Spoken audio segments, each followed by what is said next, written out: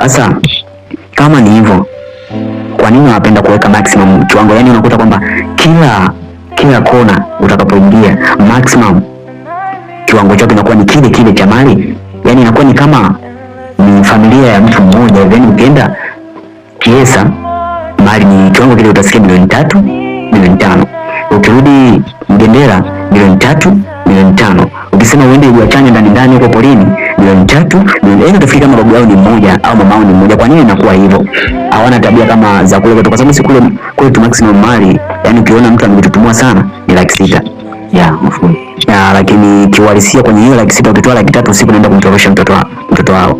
Sasa huko unakuta kwamba usipofikia level fulani upati. Yani kwa nini imekuwa hivyo kwenu?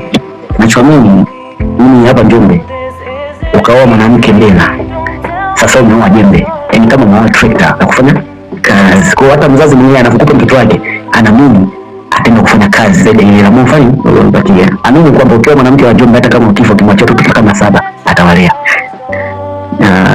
Kwa hata wale wazazi wanajua kusema huyu mwanamke wa Njombe anapiga kazi. Mtoto hata kama akienda shule akirudi kule vinyumba anakuwa anajua kupambana of course. Yani anachokifanya baba lazima kijue hata kama akiwa kike, na anachokifanya mama lazima kijue hata kama akiwa kiume.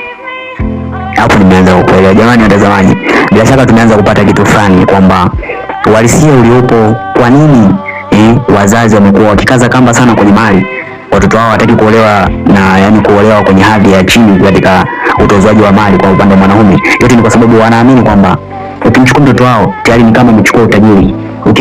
Ukifeli kufanikiwa ukiwa ndani ya mtoto wa Kibena, basi ndio kwamba wewe ndio ambaye umemfelisha wewe. Lakini ukisema kwamba mwingie kwenye uhalisia, anakuwa na imani moja kwa moja kwamba mtoto wake hawezi akafeli hata siku moja, endapo kama utakubaliana, utashikana naye mkono na kupeana njia zinazotakiwa kuweza kupita.